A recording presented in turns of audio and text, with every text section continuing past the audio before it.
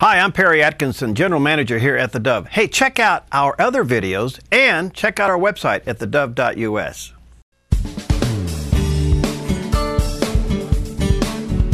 Okay, we're back, and boy, I wish I had this person for about an hour, so I can already say right up front we're going to have Scottie back. We have with us Scottie Nell Hughes. She's the news director of the Tea Party News Network. She's received numerous awards. She's wrote a book called Roar, The Conservative Woman Speaks Out. And perhaps you've seen her on all the other networks, but she's made it to the big time now. She's here on the Dove Radio and TV network. Hi, Scottie. How are you? Good morning. And that's exactly how I feel. It is such a blessing to be here on Dove TV. I'm very excited. Thank you so much. Wow. Let's jump right into it. It looks like the president may, during this recess, do blanket amnesty, even though John Boehner said no impeachment. So you can see all the politics playing into this. And I think American people will say, wait a minute, you've done a lot of things outside of your jurisdiction. This is too big for us to swallow. What's your thoughts? No, you're completely correct. And considering this is a wonderful Christian network, let me just point out, you know, Proverbs 14:31 does say, anyone who oppresses the poor is insulting God who made them. To help the poor is to honor God. And so, you know, they sit there and they say that Republicans are sitting here wanting to not help these illegals. They're wanting to send the children back, that we are not compassionate. No, it's the exact opposite. It's not that we don't want to help the poor. It's that we want to help the poor that we already have here in this country. You know, we are not this well-abundant economy that we're supposed to be, that this president promised us when he ran, you know, first and second term when he got elected. We are still hurting ourselves. People in America today are still trying to figure out how to put food back on their table. Most of us are still working 2 to 3 jobs. We're trying to figure out how to pay for our health care, how to send our kids to school, how to fight Common Core. And so now you're going to sit there, open up our borders, and bring in even more of a burden on an economy that is already stretched. So it's not that we're sitting here and we don't care for these children. It's that we're worried about the ones that we already have here that we're already struggling to pay for and cover ourselves. And so then you go to Washington, D.C., and all you're seeing come out of this is the political game. And the real worry we have right now is we know that this president is going to get whatever he wants. You know, I used to think that this president was really, really stupid. I sat there and went back and forth and went, gosh, I mean, he is just dumb.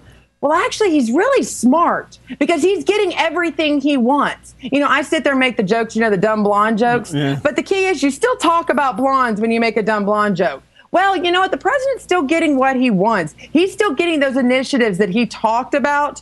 He might not be getting it the traditional way, but we're still seeing those progressive agendas being put in place. And I think you're going to see it with immigration. The key is, are Republicans going to get the downfall for it? In the end, is Boehner going to do something that's absolutely ridiculous so that when we do have full amnesty, as the president wants, that'll be blamed on the Republicans instead of where it rightfully falls on the Democrats' shoulders? Wow. All right. A couple of quick responses. First of all, it seems to me that the most godly thing we could do is reunite these kids with their own family and send them back. That would be the most godly thing we could do. Secondly, if the president does do this blanket amnesty, would it be politically correct to just to let this thing steam and then go for impeachment after November?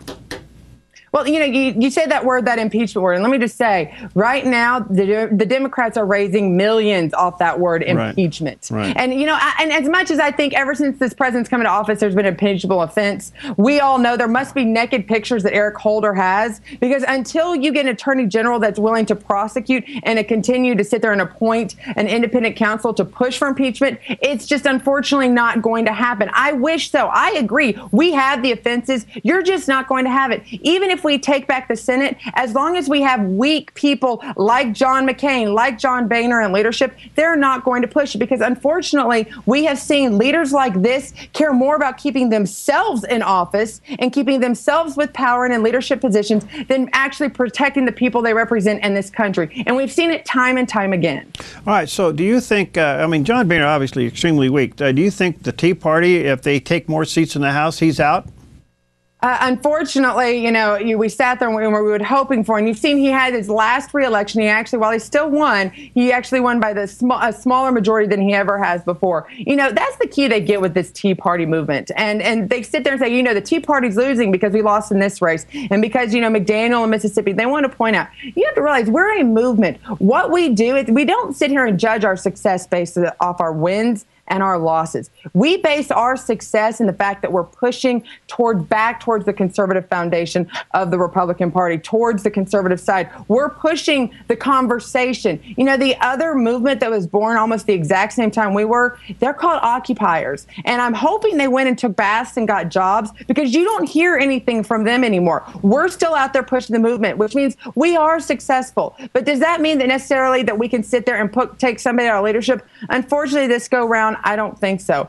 You know, we have to look at the overall prize. We still have a lot of people in office that, you know, unfortunately, give ourselves as just as bad a name as the Democrats on the other side. We're still having to identify those wolves in sheep clothing, and unfortunately, their coffers are lined a lot deeper than ours.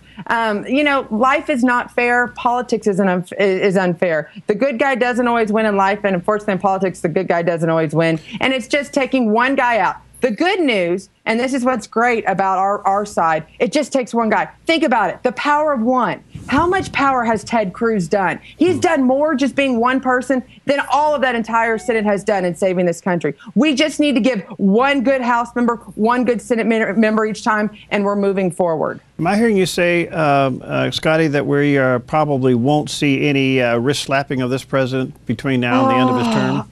I wish. And the only wrist slapping that you're going to see, unfortunately, is going to have to come from the people themselves and from a PR campaign from ourselves. Sure, you see John Boehner with this lawsuit. And honestly, you know, I'm really not a fan of it. I think it's more of a PR stunt from the Republicans to sit there and say, look, this is what we're doing. But unfortunately, I would rather see them spend their efforts in trying to repeal Obamacare and trying to sit there and put legislation forward that will shut down our border. You know, they sit there and they talk about this immigration plan. You know, while on one hand they're saying, you know, President Obama, we're not going to go with your immigration plan in the House. On the other hand, they've basically handed the president a blank check to do with whatever he wants to do. So, you know, I'm tired, of this PR move that these Republicans, right, you know, continue to make. All right. So I realized, I mean, I was chairman of the state of Oregon Republican Party for 4 years, and I can tell you God bless you. Well, that right there is a blessing. I'm a surviving chairman, I should say recovering chairman. Do you think this divide in the Republican Party, I mean, it's serious. I had it when I was chairman. It's serious. I mean, it's really serious. And those of us who are truly conservative, godly conservative, it's still an uphill climb. Oh, and it's happening, and that's what's happening right now in the state levels. As much as I care about what's going on in Washington, D.C., I think it has to start in the states. And you're seeing it in the states right now. And obviously, you being a chairman of a state party, you know that state politics are important. I'm here in Tennessee where right now, you know, we have state executive committees where every state district sends a state executive committee man and a state executive committee woman. The state has woken up, as much I imagine other states have well, and they're sending conservatives versus establishment to elect there on those polls. That's where it has to start. It has to start at states' rights. Its personal responsibility begins at home. And that's what we have to preach first. And if we take back our state parties first, I guarantee it'll eventually drift back up into Washington, D.C. Well, I got to have you back. Please do. We'll do that.